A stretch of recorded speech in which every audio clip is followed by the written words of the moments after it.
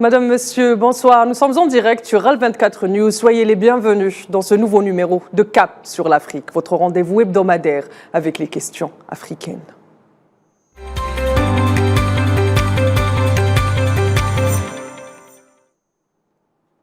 La crise politique que traverse actuellement le Niger impacte l'Afrique. En effet, le risque d'une guerre interafricaine défraie la chronique.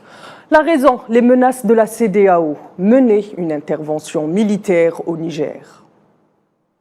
Au lendemain du coup d'État contre Mohamed Bazoum le 26 juillet dernier, la CEDEAO réagit et menace. Si sous une semaine Bazoum ne revient pas au pouvoir, les casques blancs, le bras armé de l'organisation interviendront. La sentence prononcée, l'Afrique s'emballe. D'un côté, les va-t-en en guerre, le Sénégal, la Côte d'Ivoire et le Nigeria. De l'autre, le Mali, le Burkina Faso, la Guinée qui affiche une solidarité sans faille. Ces menaces sont réitérées hier jeudi. Une force d'intervention est en attente, conclut le sommet extraordinaire du bloc à Abuja. Et puis, il y a les puissances continentales comme l'Algérie qui jouent un rôle d'équilibriste dans la région depuis longtemps. Alger est ferme, elle s'oppose et prévient quant aux conséquences désastreuses d'une telle alternative.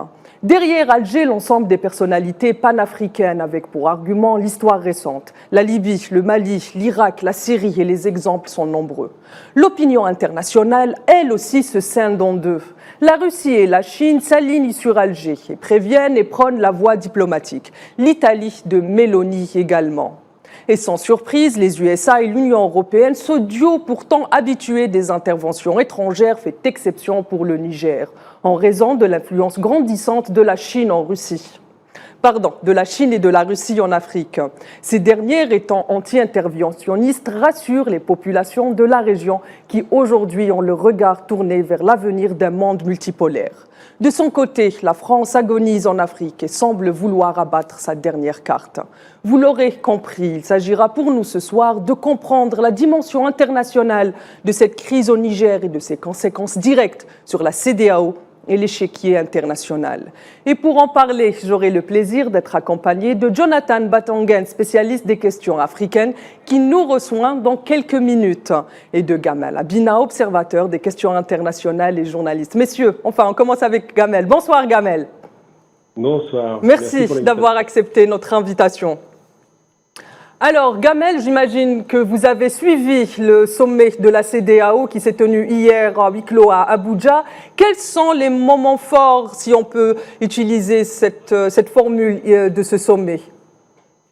C'est un sommet de rattrapage parce qu'effectivement, après avoir fait un ultimatum qui a expiré dimanche dernier, la CEDEAO a donné le sentiment de s'être décrédibilisée, sachant que c'est un ultimatum militaire. Une menace directe d'intervention militaire. Pour laquelle d'ailleurs elle n'avait pas vocation à faire, on en parlera. Et surtout, c'est un sommet qui donne le sentiment qu'un homme, en l'occurrence, Al-Hassan Ouattara, comme on l'appelle, était plutôt va-t-en-guerre. C'est plutôt celui qui portait un petit peu la tension, qui disait qu'il fallait intervenir, sachant en plus qu'il n'a pas de frontière commune, évidemment, avec le Niger. Et il a essayé de convaincre, il semble avoir convaincu le gros, le gros bloc dans la CEDEAO, la grosse puissance militaire et économique, qui est le Nigeria, puisque ce sommet s'est tenu à Abuja. Donc cette façon de le convaincre avec un discours un petit peu pratiquement parce que j'ai le sentiment que c'est un discours un peu éliminé de quelqu'un qui est inquiet. Il a raison de l'être d'ailleurs. De se dire que des pays tombent les uns derrière les autres dans des coups d'État militaires, mais c'est pas seulement cela qui inquiète ce monsieur et d'autres, c'est que ces pays font cause commune, se sont solidarisés avec le Niger, et que ces pays ont un discours panafricain. C'est pour la première fois dans l'histoire de l'Afrique, on a des pays qui sont prêts à intervenir militairement pour soutenir un autre coup d'État militaire qui se réclame étant un coup d'État militaire souverainiste, donc pour récupérer effectivement non seulement sa liberté politique, mais sa liberté économique. Est-ce que finalement, ce sommet a été annoncé comme étant le sommet des réponses au Niger, est-ce que finalement la situation reste toujours aussi incertaine? Parce que la CEDEAO n'a pas donné de réponse claire, et à part des sanctions encore, cette batterie de sanctions. Sanctions qu'on a déjà observées au Mali, qui ont fini par être retirées à la suite des négociations directes. La CEDEAO est partie un peu vite en besogne. Elle parlait d'interventions militaires, d'interventions musclées, sans tenir compte des réalités géographiques, des réalités évidemment, qui concerne un pays enclavé avec d'autres pays autour qui ont quand même des relations particulières, avec une Algérie qui ne veut plus entendre parler de garder ses frontières, parce qu'il y en a partout, avec un Mali et un Burkina qui sont immédiatement solidarisés avec la Guinée aussi, avec, et surtout c'est plus important, le sentiment qu'au lieu de discuter et d'amener un débat, une négociation directe avec les putschistes, elle a préféré dire on va intervenir militairement. Ça a été une erreur, il y a eu une marche arrière évidente, on le voit bien, et aujourd'hui on parle à la fois d'une ouverture à la négociation, donc c'est ce qui est priorisé, et en même temps on met en alerte une armée qui, il faut le rappeler aussi, n'est pas une armée au départ d'intervention militaire pour donner le coup de poing, mais qui c'est des casques blancs, vous l'avez dit, qui est plutôt une armée pour calmer les tensions, pour faire des zones tampons, pour ramener la paix civile, mais en aucun cas pour renverser un pouvoir qu'ils considèrent comme étant illégitime. Vous venez de dire que les casques blancs n'ont pas de rôle d'intervenir pour gérer des conflits, sont plutôt là mis en place pour gérer des conflits et des tensions. Quel est le rôle finalement de la CEDEAO? Alors la CEDEAO s'est fondée au milieu des années 70 par deux dirigeants, d'ailleurs deux généraux, deux militaires, un Togolais, Yadema, et un militaire, nigérien, dont j'ai perdu le nom. Je crois que c'est Rowan, il me semble. Rowan.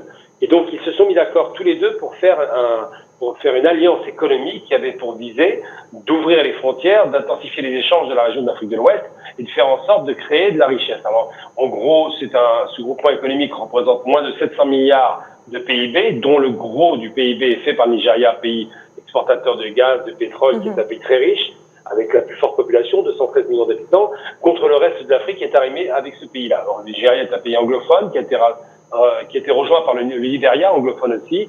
Il y a un pays lusophone aussi qui est rentré dans la CEDEAO, mais l'essentiel des pays de la CEDEAO, c'est les anciens pays de l'AOF, les anciens pays de l'Afrique francophone.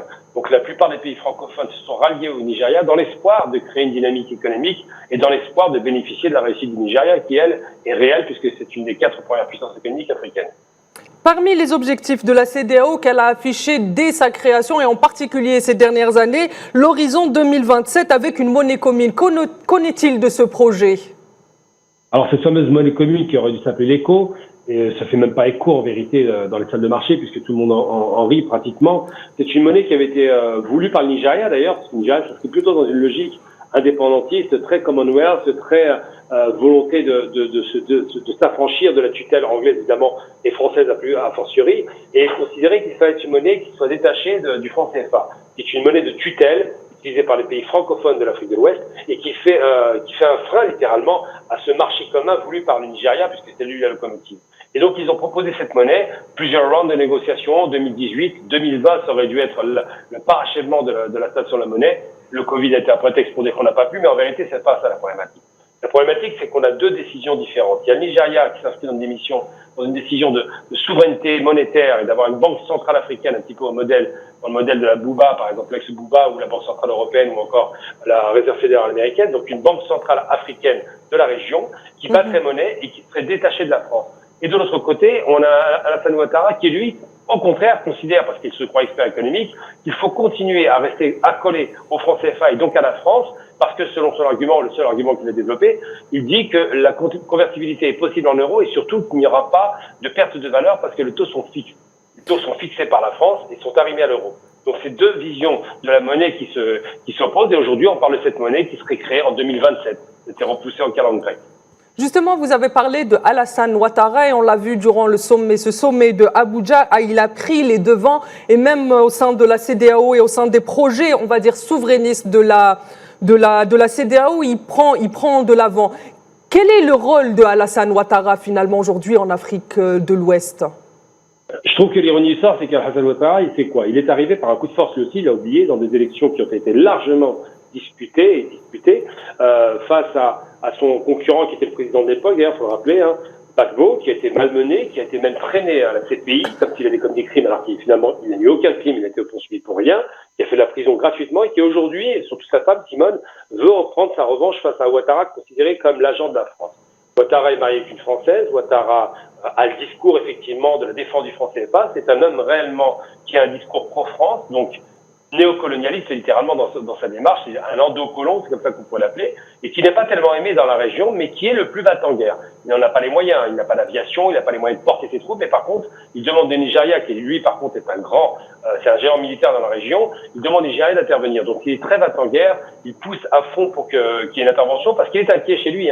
Il est arrivé par un coup de force, il a été maintenu par les Français, l'intervention militaire française à l'époque, c'était pour lui garantir sa sécurité. C'est quand même la destruction de l'aviation en Côte d'Ivoire, et l'intervention directe face à Gbagbo, qui a été mis en prison. Donc tout ça donne le sentiment que c'est un homme qui donne des leçons à l'extérieur, alors que chez lui déjà, c'était pas tellement clair son élection, qui après a été considérée comme un temps valide en 2011.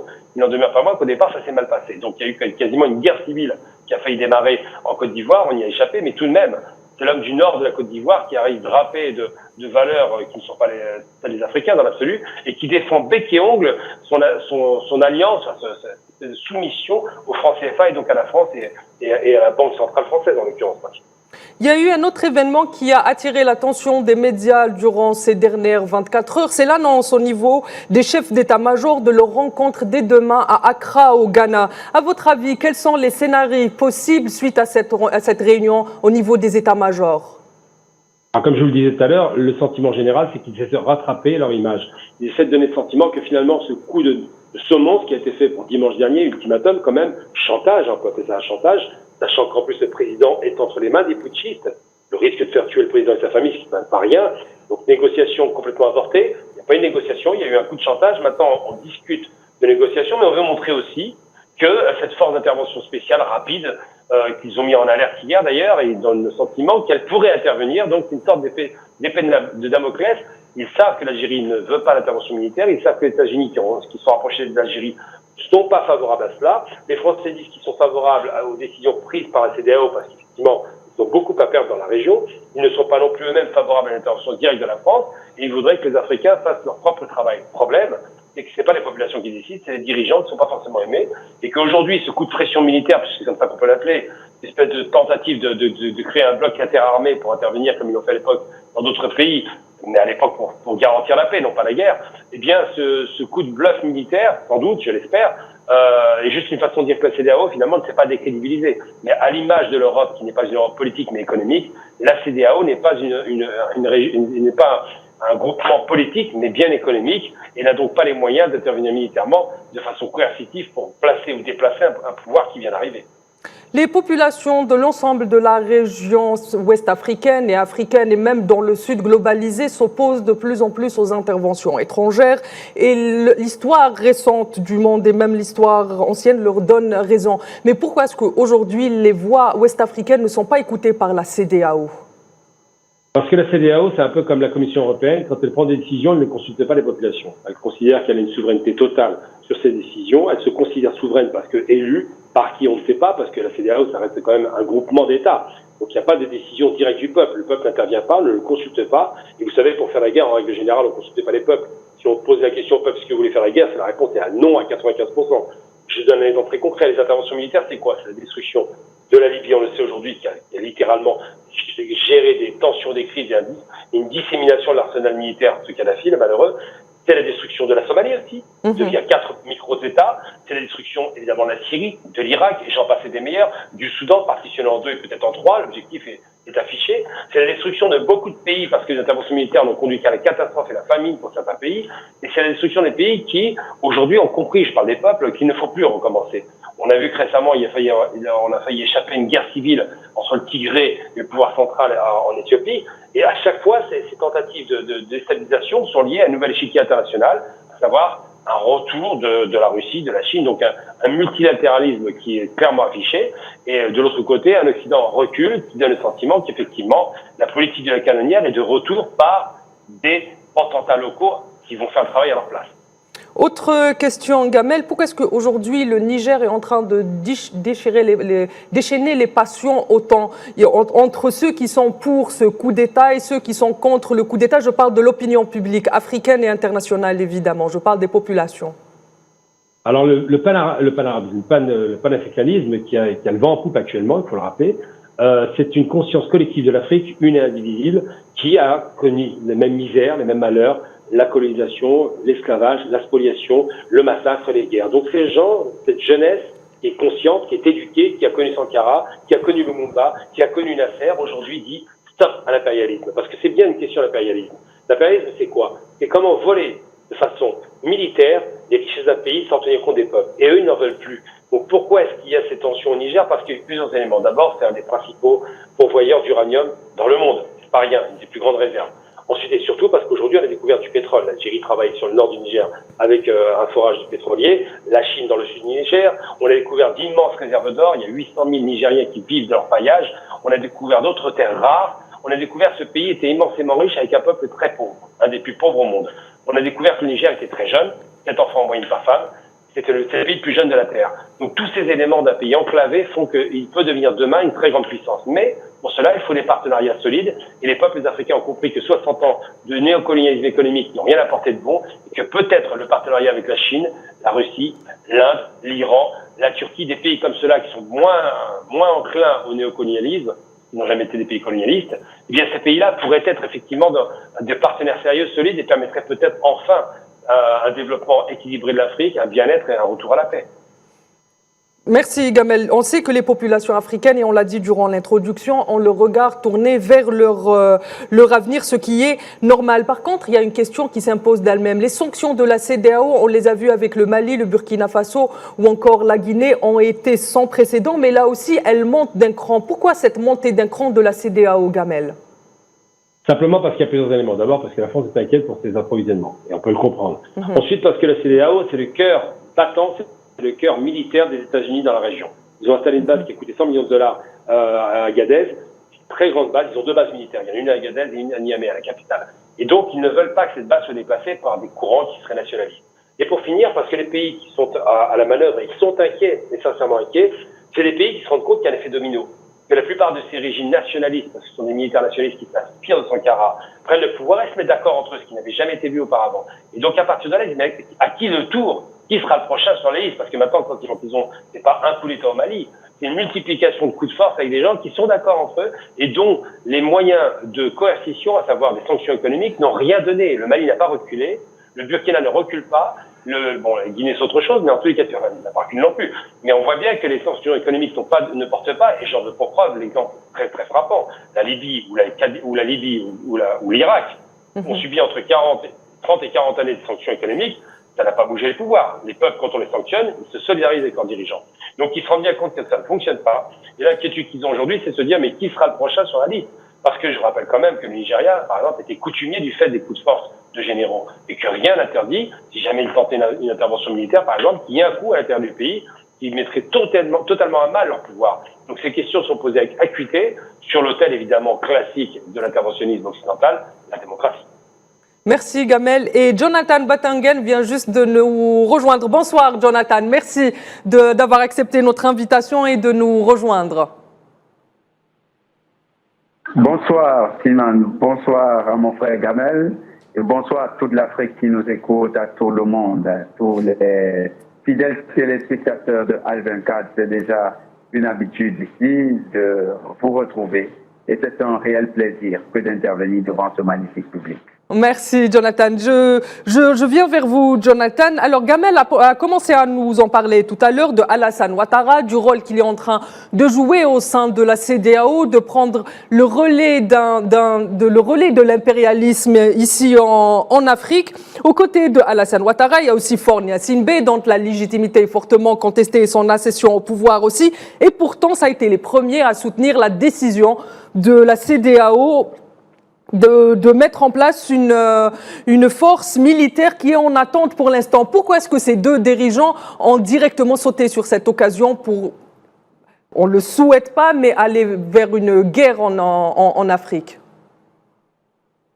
Déjà, il faut le dire, l'idée d'une force en attente n'est pas nouvelle. Les forces en attente, ça existe, je crois, il y a 5 brigades en Afrique qui sont des forces en attente de l'Union africaine. Et l'idée d'une force en attente qui serait celle de la CEDEAO, c'est simplement raviver ce principe-là, qui était à la base un principe qui visait à rendre...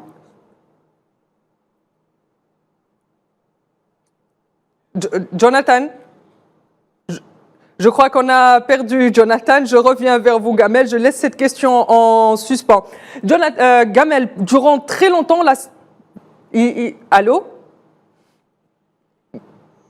Gamel, vous m'entendez? Oui, allô, je vous écoute très bien.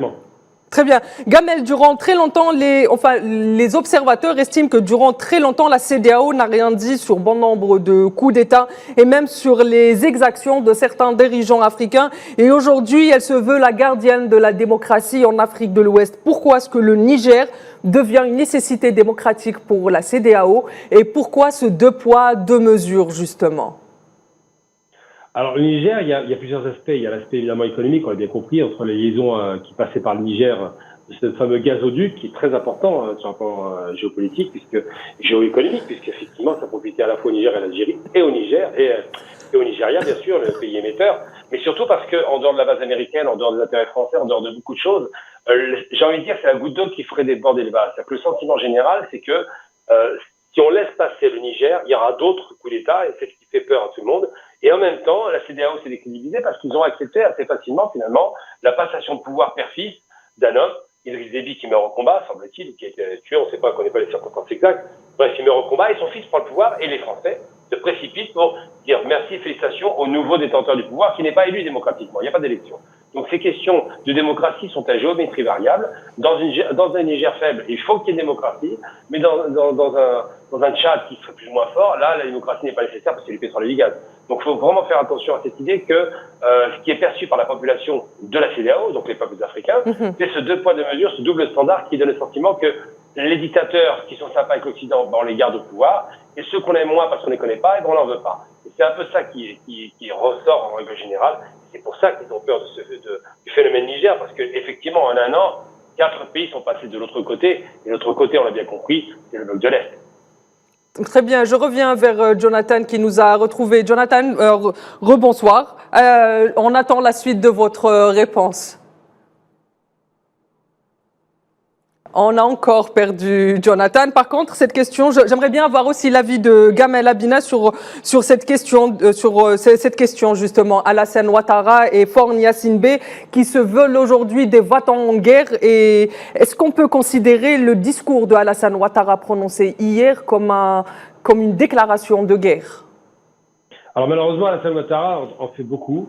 On a vraiment l'impression qu'une sorte de marionnette comme ça qu'on met sur un genou et qui répète ce qu'on lui dit de répéter. Il est effectivement extrêmement va-t-en guerre. C'est très dommageable pour lui parce que les conséquences peuvent être très lourdes. Faure Gnassingbé et Ouattara ont une chose en commun, en dehors du fait qu'ils sont arrivés dans des conditions assez particulières, des mal élus en vérité. On a l'impression qu'ils ont été placés de force. Eh bien, la question qu'ils posent, c'est de se dire qu'ils ont un point commun, c'est la langue. Ils parlent tous les deux français. Et comme par hasard, les plus va-t-en guerre sont ceux qui sont francophones. Pourquoi? Parce que ceux qui ont plus à perdre au Niger, c'est la France, on le sait. Évidemment, M. Macron n'aime pas et ne veut pas la guerre, on l'a bien compris. Mais il serait fort aide de voir des pays comme ça, un petit peu, entre guillemets, des pantins, je suis utilisateur un peu fort, des pays qui seraient un peu aux ordres et qui accepteraient de faire un sale travail à sa place. Donc c'est ce qu'on appelle les guerres par proxy, des guerres par destination, par procuration, qui évitent de s'exposer comme étant la puissance coloniale qui fait la guerre, et qui permet de donner à des gens qui ont été déplacés, ça rappelle un peu les réseaux Focard, par De Gaulle, des gens qui sont parfaitement adoubés par la France et qui permettraient de garantir les intérêts de la France sans se salir les mains. C'est ça la question qui se pose. Merci Gamel. Jonathan, vous m'entendez? Jonathan ne nous a pas rejoint. Je continue avec vous, Gamel. Vous avez dit tout à l'heure, et vous avez commencé à en parler justement, que la CEDEAO aujourd'hui, ou encore Alassane Ouattara, qui veulent aller vers une guerre au Niger, n'ont pas vraiment les moyens, puisqu'on sait très bien qu'il y a des pays qui sont pauvres aujourd'hui en Afrique, et en même temps, le développement est une question cruciale. Comment va être financée cette guerre, finalement? Alors ça, c'est le financement classique par la dette. Je prends l'exemple, par exemple, de la guerre d'Irak, où l'Arabie s'est endettée pour faire venir les troupes américaines, 300 000 hommes, et payer tout l'effort de guerre. Ben, ce sera un peu pareil, c'est-à-dire que ces pays ont un pays quand même qui est comme un coffre-fort, on va le dire, le Nigeria. Le Nigeria a les moyens de faire une guerre, il n'y a pas de problème. Il a les moyens humains, matériels et financiers. Mais c'est vrai que si les guerres durent, et surtout s'il y a une conflagration, une guerre qui ne se limite pas au Niger mais à d'autres pays de la région, là, c'est ce qu'on dit, on sait toujours qu'une guerre, on sait quand elle commence, on ne sait jamais quand elle finit. eh bien effectivement, s'il s'engage dans ce cercle vicieux, d'abord ça va déstabiliser toute la région du sud, du centre de l'Afrique quasiment, et surtout c'est que les risques, encore une fois, sont incalculables, parce que là on voit bien que les peuples qui voient les coups d'État applaudir ces militaires sont forcément vent debout face à une décision prise de l'extérieur de personnes qui n'ont d'ailleurs aucun droit de faire ces guerres. Il n'y a pas de mandat onusien, il n'y a pas le droit international qui les autorise, ni même les statuts de la CEDEAO. Donc c'est vrai que de s'engager là-dedans, de financer une guerre à perte, parce que ce sera de pure perte, pour satisfaire les desiderata de certains qui veulent de la démocratie de force, ce serait effectivement très préjudiciable pour la région. La CEDEAO a déjà mené des interventions dans notamment la Gambie ou encore la Guinée-Bissau. Mais quelle est la différence entre cette menace d'une intervention imminente au Niger et les anciennes interventions qu'elle a menées? Je signale aussi qu'un contingent des casques blancs avait rejoint l'opération Barkhane. Dans le mot casque blanc, vous avez tout mis. C'est garantir le pouvoir en place, quel qu'il soit d'ailleurs, c'est pas nécessairement démocratie, et empêcher une dégradation d'une guerre civile quand il y en a une qui va démarrer, ou des groupes interethniques. Enfin, c'est faire en sorte de calmer le jeu, c'est ne pas déposer les pouvoirs, mais de garantir qu'il n'y ait pas une dégradation d'une accélération de la guerre dans un pays, faire en sorte que le pays ne se désagrège pas. Ça, c'est un peu le principe des casques bleus onusiens. Ils font plein de force, la finule, un peu partout qu'on place, de telle sorte qu'il n'y ait pas d'accélération ou de tension qui augmente. Donc c'était une vocation qui était quand même plutôt faiseuse de paix. Et là, toutes leurs interventions n'ont jamais conduit à des massacres ou alors même la volonté de vouloir déposer un pouvoir. Là, en l'occurrence, c'est autre chose. On va intervenir dans les affaires intérieures d'un pays qui est souverain, rappelons-le quand même, parce qu'on n'est pas content d'un coup de force fait par des Nigériens. Ça n'a pas été fait par les Russes ou je ne sais quelle force extérieure. Donc c'est une intervention qui serait considérée comme néocolonialiste de la part de supplétifs perçus comme supplétifs de la France. Et effectivement, si jamais, contrairement aux autres pays où c'était demandé par la population, on avait à cœur que les tensions soient stoppées et qu'on puisse amener la paix, là, c'est pas une intervention pour amener la paix, c'est une intervention qui ouvrirait la voie vers des guerres. La crise qui est en train de... Est-ce que cette crise, finalement, est en train de montrer que la CEDEAO a besoin d'une réforme profonde de Jonathan? Oui, effectivement, cette crise montre que la CEDEAO a besoin d'une réforme profonde. Quand vous regardez, il y a une absence de consensus. Dans le communiqué qu'a produit M. Alassane Dramane Ouattara, vous remarquez qu'il n'y a pas de consensus. Il dit bien et se justifie que le communiqué engage 3 pays, c'est-à-dire la Côte d'Ivoire, le Bénin et le Nigeria. Quand il revient à la fin et dit ce n'est pas parce que c'est le Bénin, parce que c'est le Nigeria, parce que c'est la Côte d'Ivoire, que c'est un problème entre Nigériens et ces pays-là, il veut bien montrer qu'il y a un malaise, il y a un mal-être des autres pays qui ne veulent pas s'identifier à ces résolutions qui ont été prises. Il y a une cassure qui est observable, il y a une cassure qui est réelle et ces pays se distancent de la position de ces 3 autres et bien sûr le Togo que vous avez signalé et montre très bien qu'on a aujourd'hui une CEDEAO à deux vitesses. Non seulement une CEDEAO des élites qui n'est plus portée par l'ensemble des présidents de cette organisation, mais également une CEDEAO des peuples qui tend à influencer la position d'un ensemble de dirigeants. La CEDEAO des peuples, c'est cette CEDEAO qui brave les embargos, notamment au Mali. Vous avez vu des leaders d'opinion et des leaders politiques braver l'embargo contre le Mali en partant de Dakar et franchissant les barrières frontalières sans tenir compte de ce dernier jusqu'à Bamako. Donc cette CEDEAO des peuples est aujourd'hui en train de prendre le dessus sur la CEDEAO des élites. Et cette CEDEAO des peuples est en train d'influencer la position des élites de la CEDEAO au point où certaines élites se retirent du consensus qui existait hier sur le Mali. C'est une grande victoire de cette CEDEAO des peuples. Et vous parlez d'une réforme. Oui, il faut une réforme, mais une réforme de quoi? De la CEDEAO, peut-être qu'on devrait penser à quelque chose de plus grand. Parce que quand vous regardez la coalition qui a été formée autour du Niger pour répondre à cette coalition militaire qui était organisée autour de l'OTAN et de ses larmeurs en Afrique de l'Ouest, quand vous regardez cette coalition n'a pas seulement une connotation des pays d'Afrique de l'Ouest. on a l'Algérie qui était finalement rentrée dans la danse et qui a montré un soutien clair au Niger. Quand vous observez ce genre de ralliement, vous avez des pays comme l'Éthiopie qui ont manifesté leur volonté de venir soutenir le Niger. Vous avez des pays d'Afrique centrale qui ont manifesté leur solidarité avec le Niger. Quand je parle d'Afrique centrale, vous avez des pays comme le Tchad, où ça a jasé. On a le ministre de la Défense qui a clairement dit qu'il ne comptait pas continuer d'échanger. C'était à une réunion officielle hier, à 10 heures. Au palais présidentiel, le ministre de la Défense, le général Daoud, qui a dit que lui, il ne veut plus échanger avec un homosexuel. Et il faisait allusion au président de la France, dont Emmanuel Macron. Donc, vous avez une solidarité qui dépasse désormais simplement le simple cas de l'Afrique de l'Ouest. Ça veut dire qu'on ne parle plus simplement de la réforme de la CEDEAO, on parle de la réforme profonde même de l'Union africaine. Est-ce qu'on peut dire qu'aujourd'hui... Je me permets de vous... Tout à fait. Allez-y, madame. Est-ce qu'on peut dire qu'aujourd'hui, finalement, au sein de la CEDEAO, les courants qui sont en train de traverser le monde, d'un côté, un monde qui se veut, ou bien un tiers-monde qui se veut de plus en plus multipolaire avec des échanges gagnant-gagnant, et un monde qui se veut fidèle à l'ancien modèle qui est basé sur le néo-impérialisme, et l'impérialisme est en train de traverser aussi la CEDEAO et l'Union africaine? Tout à fait.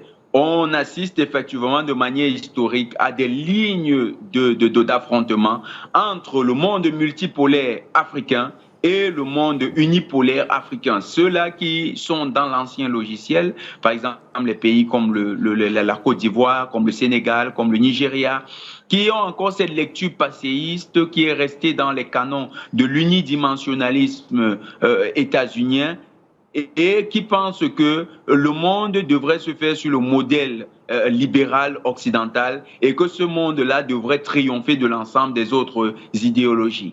On a de l'autre côté ce nouveau monde qui est en train d'émerger, ce monde multipolaire avec ses forces de propulsion en Afrique, l'Algérie, le Mali, le Niger désormais, le Burkina Faso, le Centrafrique, le Cameroun, l'Éthiopie, l'Afrique du Sud, l'Égypte, de plus en plus des pays qui n'hésitent pas à se solidifier autour d'un bloc et à faire front contre ces puissances, ces pays africains qui sont dans le monde d'hier. C'est des lignes de fracture qui sont désormais réelles sur le continent africain et ces lignes de fracture tendent à s'organiser autour d'alliances même militaires. Parce que ce qui a essayé de se faire au niveau du Niger nous a montré que l'échec du monde unipolaire, comme ça se fait dans le monde, cet échec ne se fera pas sans finalement une guerre, un affrontement entre les puissances unipolaristes et les puissances multipolaristes.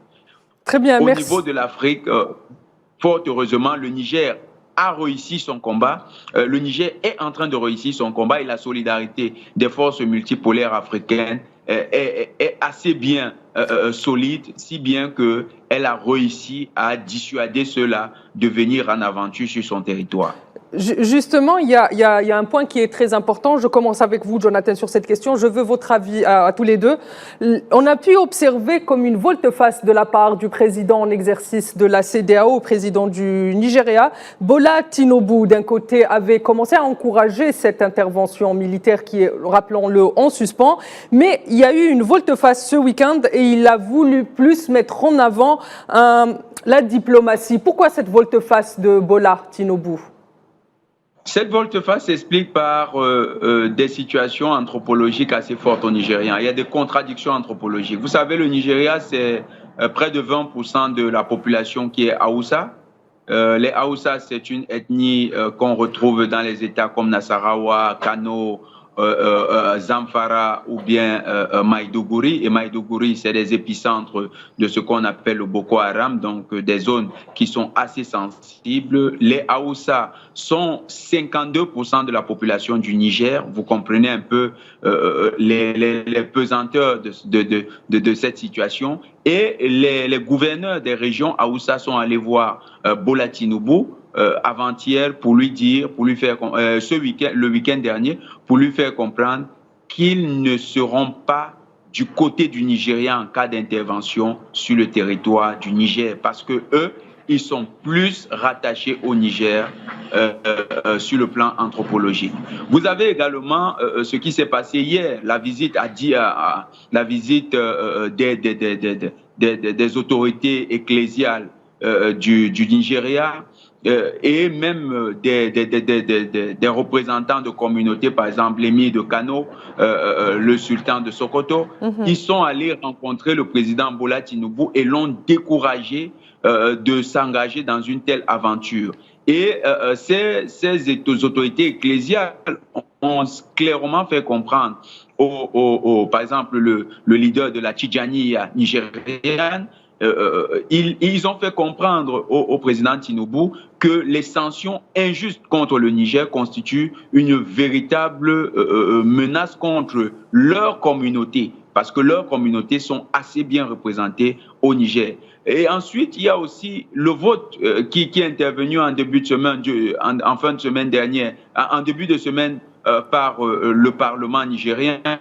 Les sénateurs ont voté contre une intervention du Nigeria au Niger. Donc, tous ces facteurs font que finalement, Tinubu est en minorité dans sa perspective. Mais j'aimerais un peu appuyer le point sur Tinubu. Mais qui est Tinubu? Tinubu, c'est un narcotrafiquant.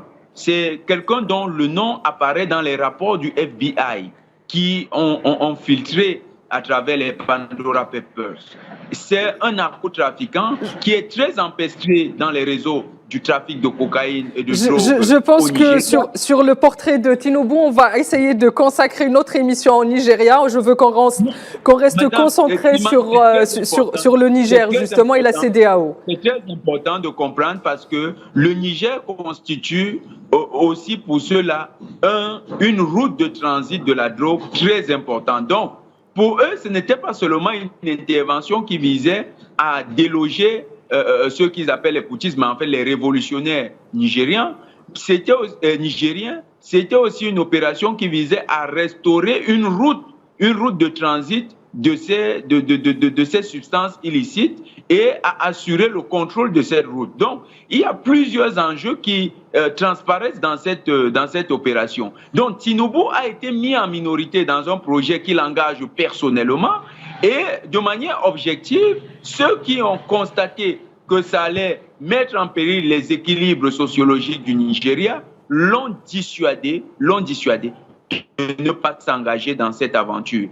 Et aujourd'hui, il est face à un dilemme. Soit il défend ses intérêts personnels qui sont des intérêts mafieux, soit il s'engage à respecter l'avis du peuple majoritaire du Nigeria. Très bien, merci Jonathan. Je passe à vous, Gamel Abinaye. Je vous pose la même question. À votre avis, qu'est-ce qui a conduit Bola Tinubu à faire une volte-face quant à une intervention imminente au Niger?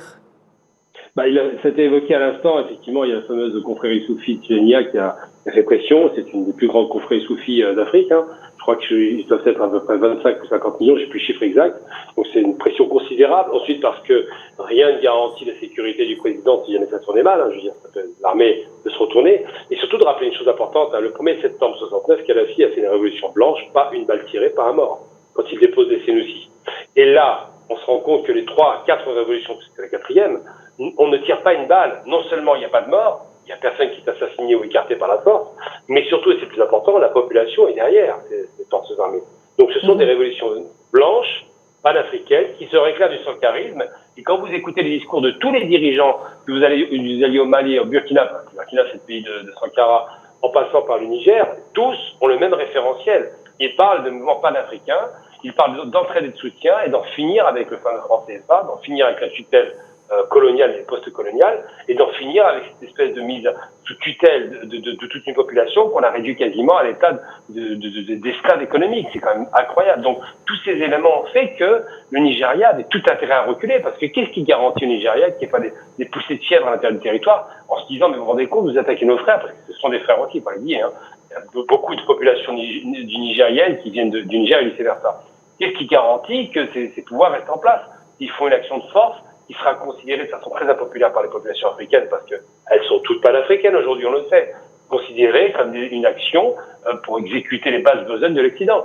Et bien cela a fait reculer le président du Nigeria, qui, il se dit démocrate, doit écouter son Parlement, et a donc dû revoir sa copie en disant on va négocier. L'option militaire, ça arrive en dernier. Merci Gamel. Il y a une dernière question avant de clore cette émission. Une autre volte-face a été très intéressante durant ce dossier au Niger, c'est celle des États-Unis et de l'Union européenne qui d'habitude encouragent et saluent les interventions étrangères, mais sur le Niger s'abstiennent, bien au contraire prônent la voie démocratique. Jonathan, pourquoi cette volte-face presque d'une politique chez ces deux puissances? Déjà, il faut noter que les États-Unis ont compris très vite que il n'était pas de bon ton d'aller se liguer contre les intérêts des Africains parce que les États-Unis, ayant fait leur analyse de la situation, savent que les révolutions qui sont menées, parce qu'ils parlent de coups d'État dans les médias français, mais en fait, il s'agit de révolutions. Et mon frère Gamal a très bien expliqué tout à l'heure comment est-ce que ces révolutions se passent. Donc, ces révolutions, il n'est pas question pour les États-Unis d'aller contre la vie des peuples majoritaires d'Afrique. C'est déjà une perspective que les États-Unis sont en train d'adopter. On a vu ce volte-face également en République centrafricaine concernant le référendum. On l'observe sur d'autres territoires. Donc, les États-Unis comprennent de plus en plus qu'en Afrique, il y a une opinion majoritaire qui est révolutionnaire. Au niveau de l'Union européenne, par contre, c'est véritablement un coup de massue pour la France parce que la France fait partie quand même des leaders de la politique étrangère de l'Union européenne. Et la France a longtemps manœuvré pour que l'Union européenne soit embarquée dans ses aventures en Afrique. Là, on a eu un contre-pouvoir italien qui a véritablement réussi à contrecarrer les plans français. Madame Meloni a manœuvré pendant tout ce week-end pour que l'Union européenne s'abstienne de suivre la France dans ses aventures scabreuses en Afrique. Et le succès de la diplomatie italienne explique donc cette volte-face de l'Union européenne. On a donc deux perspectives. Les États-Unis qui tirent des leçons, qui comprennent que les enjeux actuels, ce n'est pas de se liguer contre l'opinion majoritaire africaine, et de l'autre côté, l'Italie, qui a très bien manœuvré. L'Italie, d'ailleurs, c'est de bonne guerre parce que les Italiens estiment que tout le monde devrait avoir sa part parmi les Européens en Afrique et que les Français ont pendant longtemps joui d'un privilège qui était un peu exagéré et qui était dû à une position historique de privilège en Afrique. Donc, les Italiens ont réellement réussi à assommer la diplomatie française et à passer un grand coup avec ce silence de l'Union européenne. Gamel, j'ai une dernière question à vous poser et brièvement, si vous le voulez bien.